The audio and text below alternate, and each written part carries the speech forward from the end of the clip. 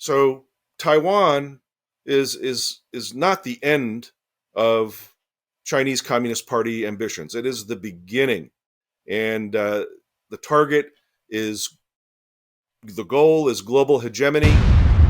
Yes, the unwritten story of probably the last decade has been the very active shadow boxing war between the People's Liberation Army and the forces of the United States. China is truly devoting the resources necessary to build a military, not just to dominate Asia, but eventually to dominate the world. Their goal is global hegemony. Hi everyone, today we talk to a long-time China military observer. We start with the Zhuhai show. How was it at the beginning? How is it now? How it has evolved over the years. Then we talk about, is Taiwan ready for a war? Is it ready to fight? Is it well prepared? And most of all, how might the invasion look like? Then the 7 wars that China might fight. Taiwan being the first step and Japan the next. And at the end, the nuclear threat both to the region and the world. Welcome to the show.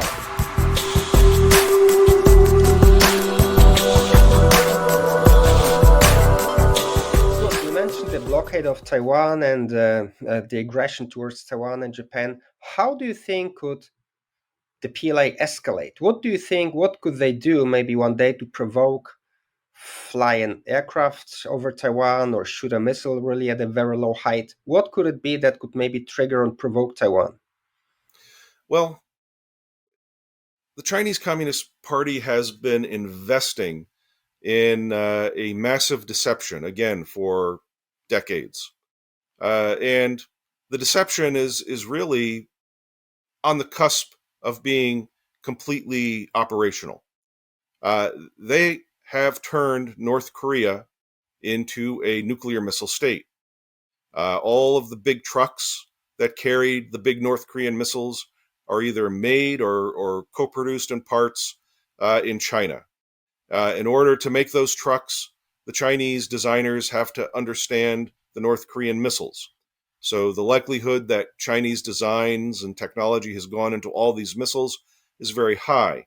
The North Korean hypersonic glide vehicle missile is an almost exact copy of the Chinese DF-17 hypersonic glide vehicle missile. So what the Chinese Communist Party will do is prompt North Korea to create a nuclear missile crisis. This crisis will completely divert the attention of the United States military. And when that happens, then the Chinese will decide they have the freedom to strike Taiwan, or at least to simply conduct a mobilization of their conventional forces to invade Taiwan and then mobilize their much larger nuclear forces to convince the United States that the game is over. If we try to defend Taiwan, we will lose a nuclear exchange. And who knows? Maybe the Chinese will be promising some kind of peace in our time settlement with North Korea. The Chinese have options. They have been investing in options as to how to begin the war, see the war through, maybe even win the war without fighting. If they can intimidate the United States from interfering because of nuclear superiority, cooperative nuclear operations with Russia, that might do the trick. Yeah, especially they have threatened not only the US already decades ago, but recently also Australia and Japan with nuclear strikes, not directly, but through journalists or experts. They've mentioned that there would be a nuclear strike if they get involved. And I think they're very, very much, ready to do that, to really strike one of those countries as an example with a nuclear weapon. They are very adept, very well capable. Their diplomats are very capable of launching these kind of deniable nuclear threats.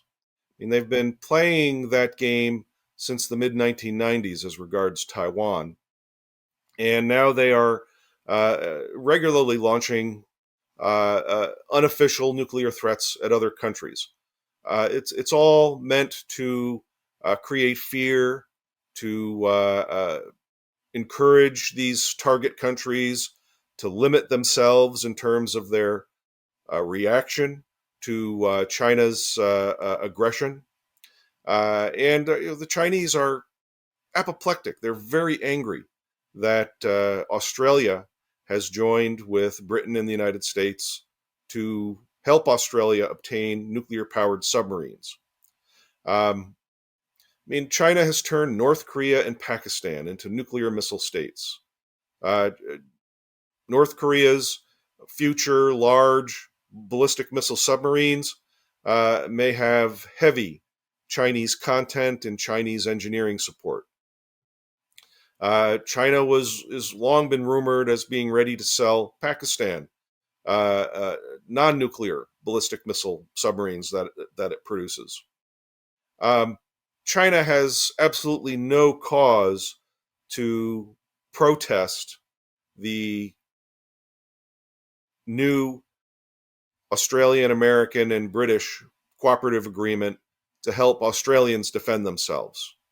This is all in response to China's aggression and the growth of its military forces, and in the way in which its growing nuclear forces threaten the security of countries like Australia because it threatens the extended nuclear deterrent of the United States. Eventually, the United States is going to have to uh, cross other lines. Uh, uh, Hopefully, this week I may have another article out on why the United States should be selling its new B 21 Raider strategic bomber to its major allies like Britain, France, uh, Japan, and Australia. Maybe even India, too, even though India may be buying the Russian Tupolev 160M. At any rate, selling the bomber would be a first step toward actually helping these countries diversify their nuclear arsenals as well. But this can't happen until the United States diversifies its nuclear arsenal. We must be building new nuclear armed cruise missiles uh, and preparing new nuclear warheads for our new generation of theater ballistic missiles that we hopefully will be deploying in the next 1 to 3 years. We must be ready to share these warheads with these same allies uh, because, if anything, the United States is not able to guarantee the existence of its own large strategic nuclear arsenal because it's becoming increasingly vulnerable to a China Russia first strike. So, right now, it is necessary for the United States to help its allies obtain these capabilities, not only to help deter a China Russia future joint first strike, but also to equip them to be able to defend themselves and deter should a first strike take out the United States nuclear force. Now, on top of that, we need to get back in the business of battlefield nuclear deterrence. In 1995 to 96, I believe, the Clinton administration destroyed all of the United States 155 millimeter tactical nuclear artillery shells. If the United States had had tactical nuclear artillery shells in Europe last year, in my opinion, I don't think there would have been a Russian invasion of Ukraine this year.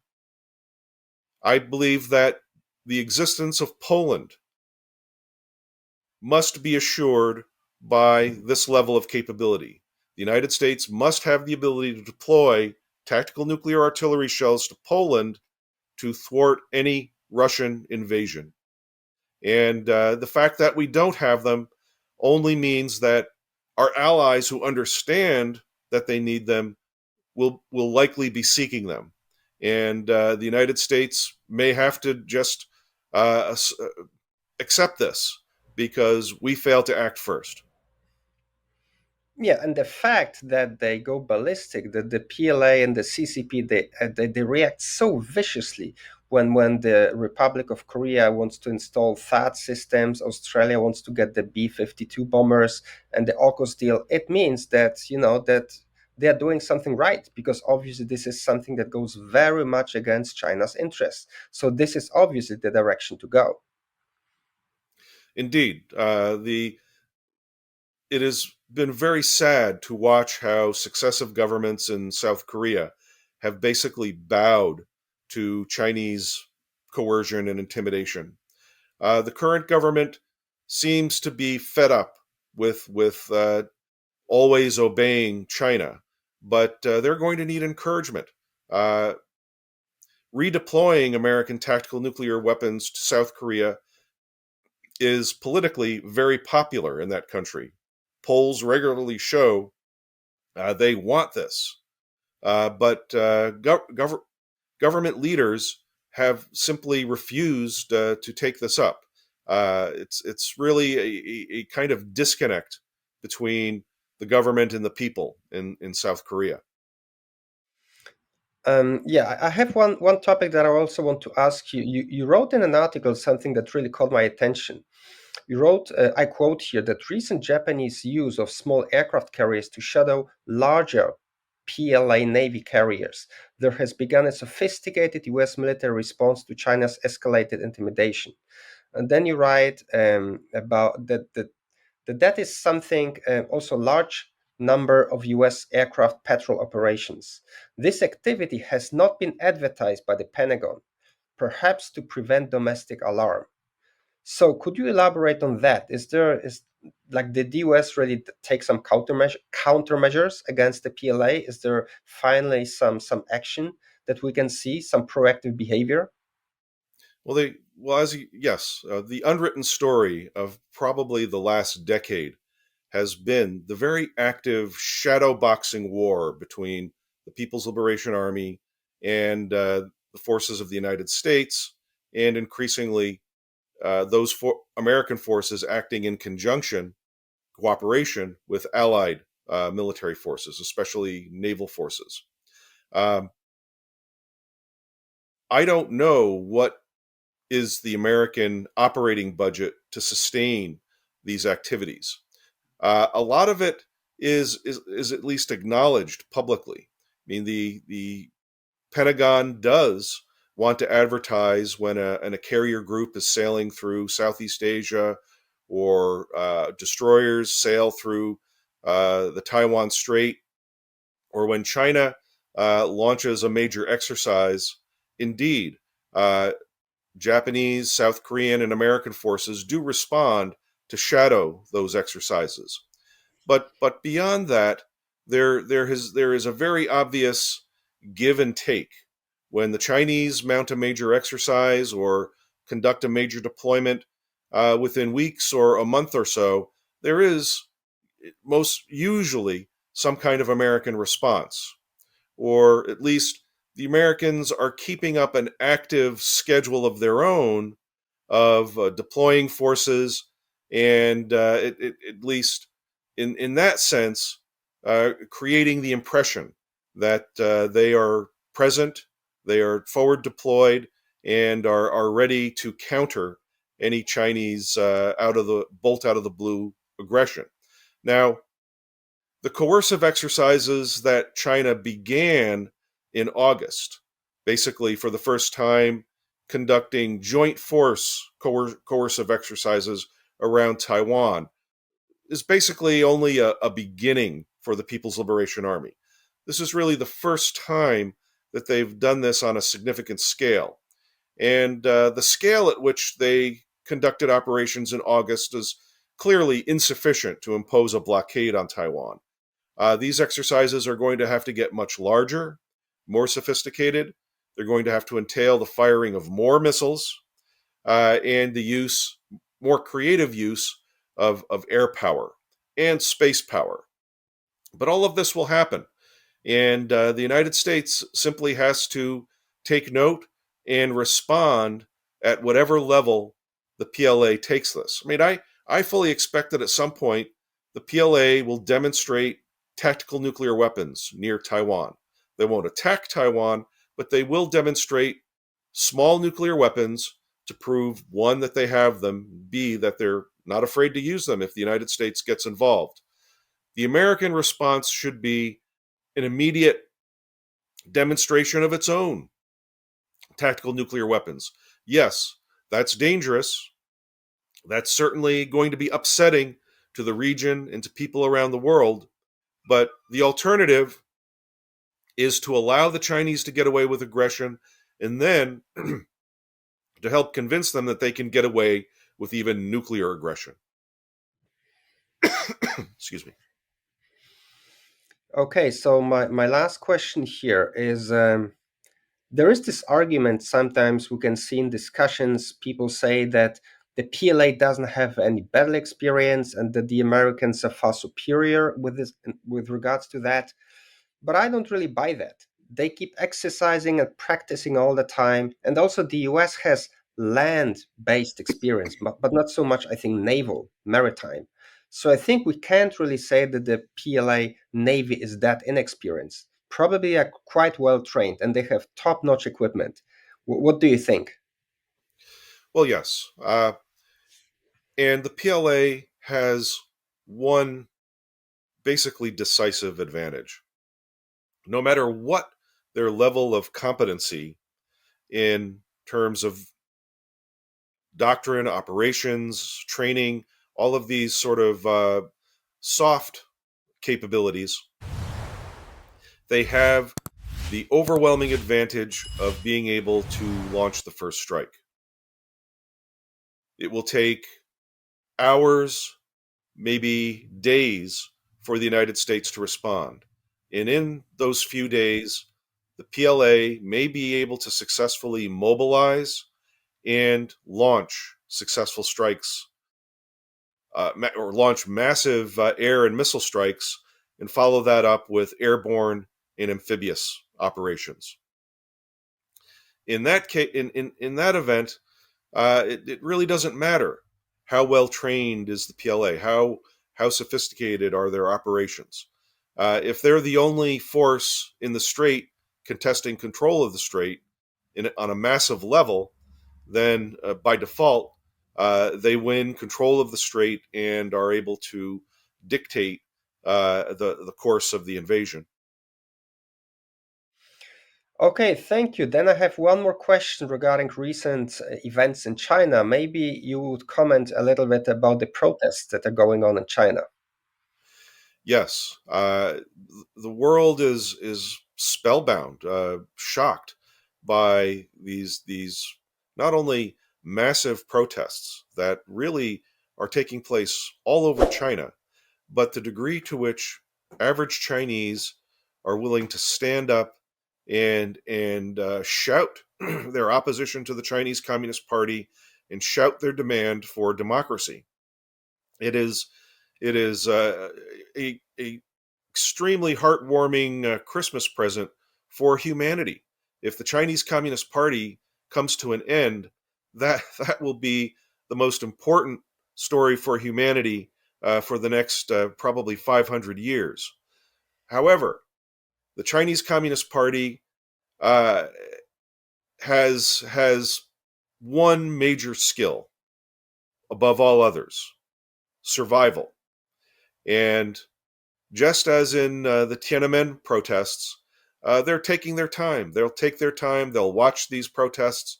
They'll take billions of terabytes of video data on all the people that are participating in these protests. The fact that they haven't started mowing them down with machine guns in the streets means that the leadership of the Chinese Xi Jinping and the people around him have not yet decided what they want to do.